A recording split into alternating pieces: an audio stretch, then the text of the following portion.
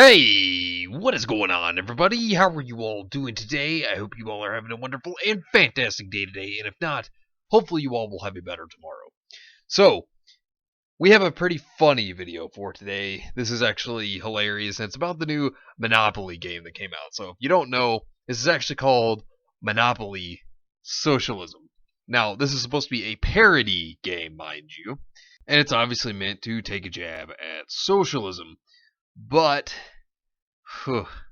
seems like there are some people on Twitter that already aren't happy about it. You think it's supposed to be a parody. It even says it's a parody on the box. But no. No. Nobody can take it as a joke. Everybody has to take it seriously. Everything has to be so serious to these people. So, of course, there's this guy on here, and he makes this big, long thread. And clearly, he was not very happy about it. So, he took to Twitter to express his entire opinion and what issues he has with this game. Now, mind you, as I stated, this is a parody. This is meant to be for fun. It's supposed to be taking jabs at socialism. So it's supposed to be a joke, okay? So let's take a look at what he had to say, because I'm so certain that it's earth-shattering, that the problems are so drastic. Oh boy. Get ready. The clown show's about to begin. So, here's what he had to say. I bought a copy of Hasbro's mean-spirited and woefully ill-informed Monopoly Socialism board game, so you don't have to. A thread. So, it's apparently mean-spirited and woefully ill-informed. I wonder how true that is already from what he's throwing out here. Also, I want to add, if you notice at the very end, he says a thread. Now, people that live on Twitter, typically they say these kind of things. I don't know why they have to explain that it's a thread. I mean, you already know they're giving their opinion, so I don't see why they have to say a thread when they can just, point it out there and just say it. I mean, it already is an entire thread that he's going to put out there anyways. I don't know why you have to say a thread. I don't know. I don't get it. It's really, really strange. But anyways, so moving on to his next part of the statement, because that was part 1. So this is part 2 of 21. So we'll look at most of this. So part 2. From the tagline, winning is for capitalists, we can see right away that this game is not going to be friendly to whatever it deems socialism to be. Because, as we all know, socialists never play smart or participate in any sort of competitive activity, like board games. So, you can already tell just within this thread, the first 2 tweets alone, he's already got an issue. Alright, so there's that. But, as you continue forward, this is what he has to say next. Interestingly, the design of the game features the red socialist rose. Do ordinary people who presumably hate socialism really know what this symbol even is? Oh boy. Oh man. Alright, let's keep going forward. The player tokens include a typewriter, an old-timey phone, a pocket watch, a phonograph, and a CRT television set, presumably because socialism is so incredibly outdated. Well, that's because it is. I mean, that's the point of a parody. This is supposed to be a joke. I mean, and they get upset because all these things are supposed to be the pieces. This is why this guy's upset over the pieces alone, because they're based off older things. I mean, kind of a sad reason to be triggered, am I right? I mean, why would you be upset over pieces in a game just being like old stuff?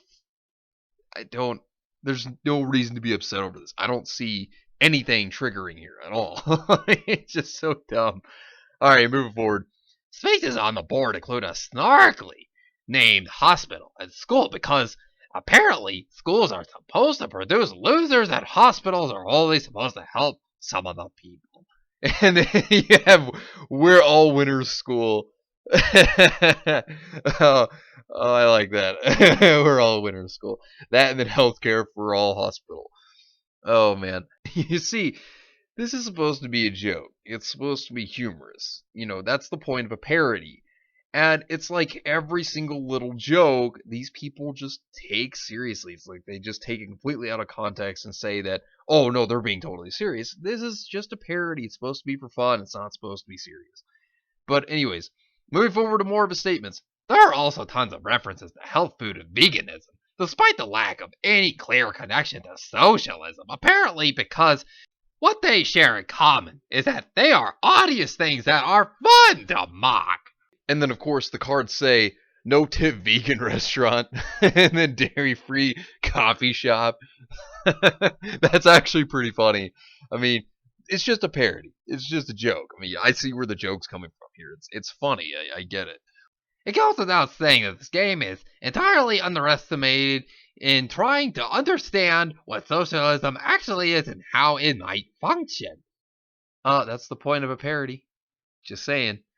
It's also crucial to mock environmentalism because, haha, we all know environmentalism is stupid and hilarious.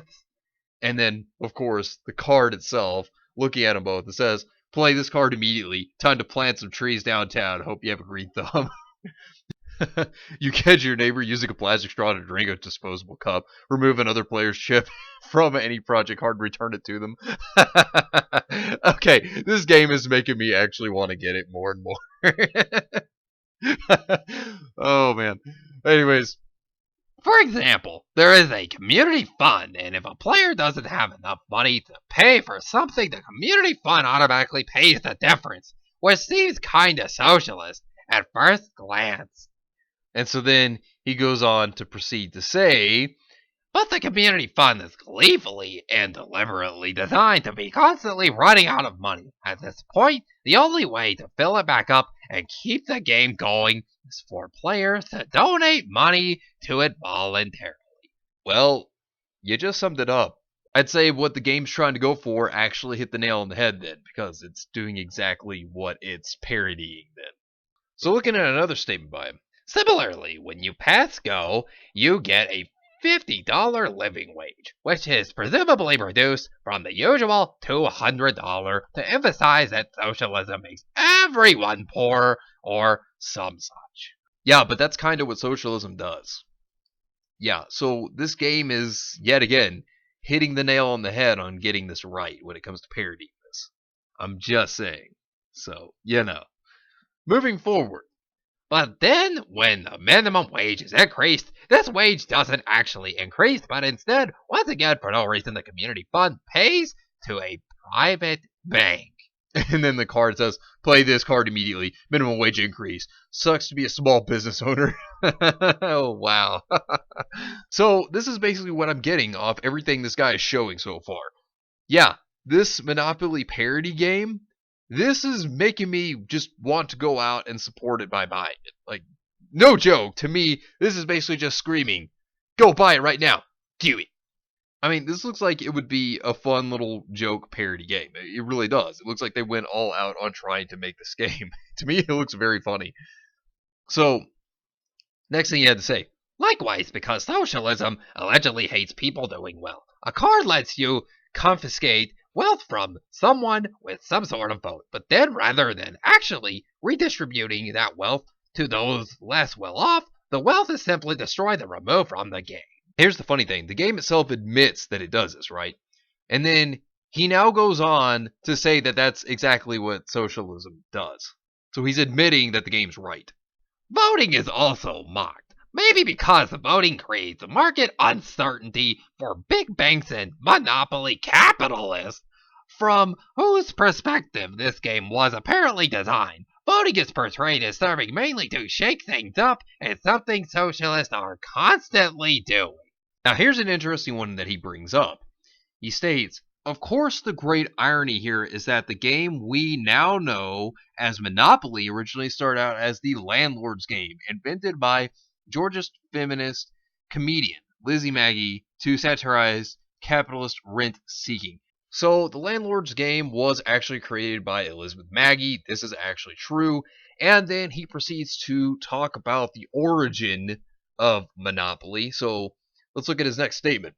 But then the game was stolen by a male capitalist, made even more brutally and unironically capitalist, and sold to Parker Brothers, who later abused the legal system to get around copyright laws in a classic case of capitalist rent seeking.